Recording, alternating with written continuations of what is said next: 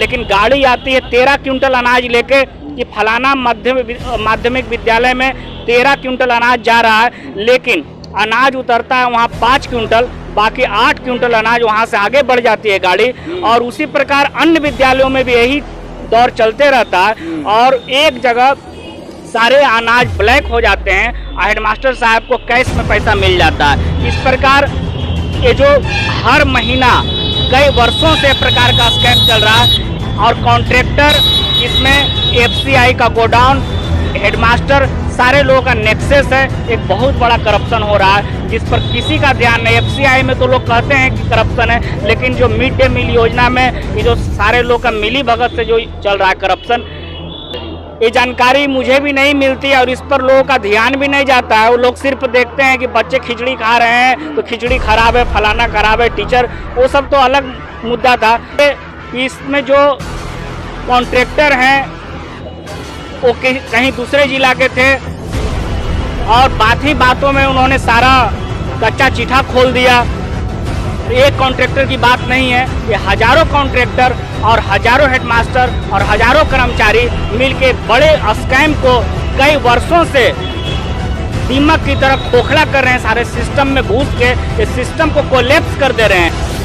नमस्कार, आप देख रहे हैं प्रेस जागरण। प्रेस जागरण में आपका स्वागत है। मैं हूं कुंदन कुमार।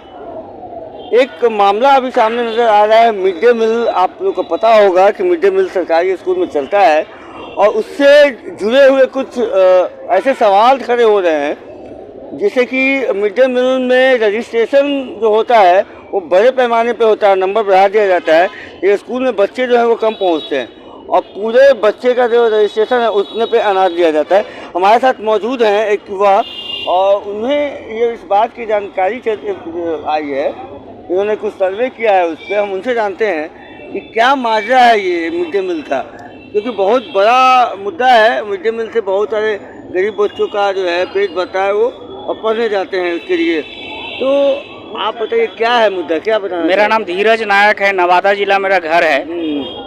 आप लोग को जानकारी होगा कि स्कूल में मिड डे मील योजना जो चल रहा है केंद्र सरकार की योजना है, लेकिन इसमें एक बहुत बड़े पैमाने पर स्कैम कई वर्षों से चल रहा है। इस पर किसी का ध्यान नहीं है।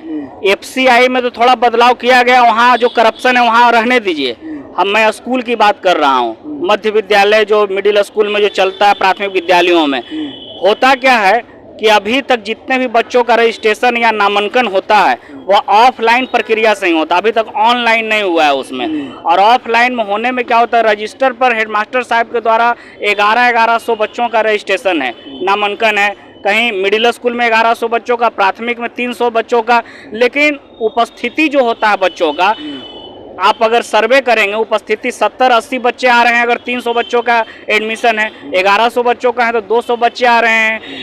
उसके बाद आपका कोविड का जो दौर था उसमें तो और भी कम बच्चे आए, उसके बाद तो नहीं आए। लेकिन जो अनाज का वितरण होता है, ये 3 साल का कॉन्ट्रैक्ट निकलता है बिहार में। 3 साल का कॉन्ट्रैक्टर जो होते हैं 3 वर्षों के लिए अनाज पहुंचाते हैं स्कूल में। हेडमास्टर साहब 1100 बच्चों के हिसाब से 1100 बच्चों का जो भी अनाज होता है, उसके साथ दालें होती है, सारी व्यवस्थाएं होती है उसको बनाने के लिए, उसका सारा पैसा, अनाज टोटल हेडमास्टर साहब को रिसीव कराया जाता है स्कूल में और रिसीव करते हैं। लेकिन गाड़ी आती है 13 क्विंटल अनाज लेके कि फलाना माध्यमिक विद्यालय में 13 क्विंटल अनाज जा रहा है, लेकिन अनाज उतरता है वहाँ 5 क्विंटल, बाकी 8 क्विंटल अनाज वहाँ से आगे बढ़ जाती है गाड़ी। और उसी प्रकार अन्य विद्यालयों में भी यही दौर चलते रहता है और एक जगह सारे अनाज ब्लैक हो जाते हैं, हेडमास्टर साहब को कैश में पैसा मिल जाता है। इस प्रकार ये जो हर महीना कई वर्षों से प्रकार का स्कैम चल रहा है और कॉन्ट्रैक्टर इसमें एफसीआई का गोडाउन, हेडमास्टर, सारे लोगों का नेक्सेस है। एक बहुत बड़ा करप्शन हो रहा है जिस पर किसी का ध्यान नहीं। एफसीआई में तो लोग कहते हैं कि करप्शन है, लेकिन जो मिड डे मील योजना में ये जो सारे लोग का मिली भगत से जो चल रहा है करप्शन, इस पर एक बात और थी, इसमें बायोमेट्रिक आने वाला था कि बायोमेट्रिक होगा बच्चों का अटेंडेंस, क्यों पता चलेगा कि महीना में कितने बच्चे आते हैं। लेकिन फिर से कोविड का जो लहर आया तो उसके बाद बायोमेट्रिक जून में आने वाला था, बायोमेट्रिक को ठंडे बस्ते में डाल दिया गया, बायोमेट्रिक नहीं है। हम सरकार से निवेदन करना चाहेंगे कि आप बायोमेट्रिक को फिर से, बायोमेट्रिक तो था ही नहीं, इसको जल्द से जल्द लागू कीजिए सारे स्कूल में, और बहुत हार्ड लाइन तरीके से बायोमेट्रिक में अटेंडेंस के आधार पर ही आप अनाज वहाँ उपलब्ध कराएं, ताकि इतना बड़े करप्शन को, जो बड़े पैमाने पर स्कैम हो रहा है, इसको रोका जाए। ये आपको जानकारी मतलब मिली कैसे, कहाँ से आपने इकट्ठा किया है जानकारी? ये जानकारी मुझे भी नहीं मिलती और इस पर लोगों का ध्यान भी नहीं जाता है। वो लोग सिर्फ देखते हैं कि बच्चे खिचड़ी खा रहे हैं तो खिचड़ी खराब है, फलाना खराब है, टीचर, वो सब तो अलग मुद्दा था। लेकिन संजोग कहिए कि इसमें जो कॉन्ट्रैक्टर हैं वो कहीं दूसरे जिला के थे, और बात ही बातों में उन्होंने सारा कच्चा चिट्ठा खोल दिया। उनको लगा कि मैं नवादा का हूँ, उनको नवादा, अब मैं इसको तो सार्वजनिक तरीके से बता दे रहा हूँ, उनके पास भी न्यूज़ जाएगा ही।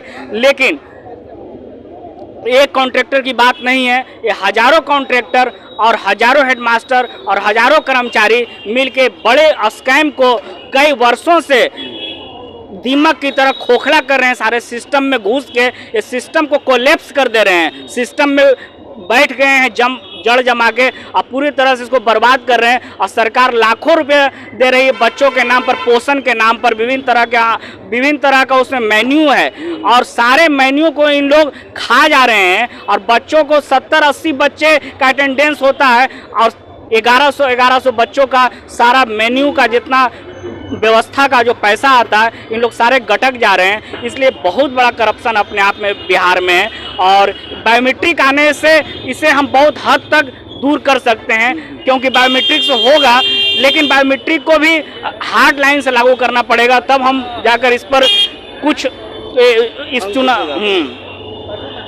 जैसे कि आपने सुना कि एक बहुत बड़ा स्कैम का ये उजागर करने की बात कर रहे हैं, एक बहुत बड़ा स्कैम है, ये बात तलाशने की होगी।